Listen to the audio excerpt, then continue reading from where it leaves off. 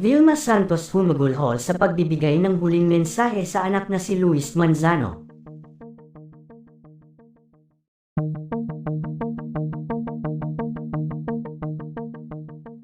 Hindi nga umano napigilan ng ina ni Luis Manzano na si Governor Vilma Santos ang kanyang luha sa pagbibigay umano nito ng mensahe para sa anak niyang si Luis Manzano.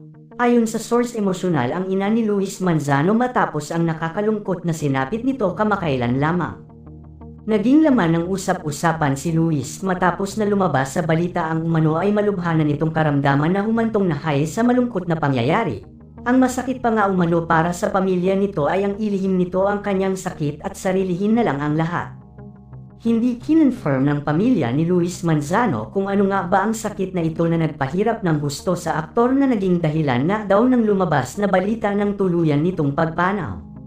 Marami ang nalungkot para kay Luis dahil napakabata pa nga daw nito para sapitin ang nakakalungkot na balitang ito. Hindi din nga daw makeably ng asawa ni Luis ang labis na pagdadalamati nito sa nangyari sa kanyang asawa at halos panghinaan na nga daw ito ng loob dahil sa bigat ng kanyang pinagdadaanan.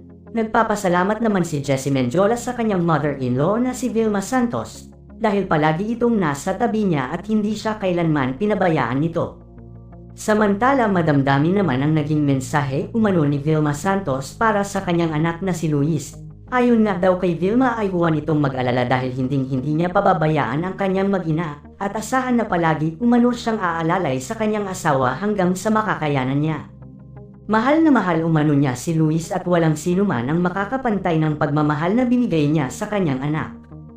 Sinariwa din ni Vilma ang kanilang samahan ng kanyang anak na walang kahit anumang materyal na bagay ang papantay. Muling binalikan ang kanilang masasayang pinagsamahan at ang kanilang mga kulitang mag-ina. At ang higit sa lahat ang pagmamahal ni Luis sa kanyang ina na pinaramdam sa kanya nito. Humagulang nga din daw si Vilma ayon sa balita dahil hindi pa din umano nito matanggap ang sinapit ng kanyang anak at wala man lang daw siyang nagawa para matulungan ang kanyang anak na si Luis Manzano.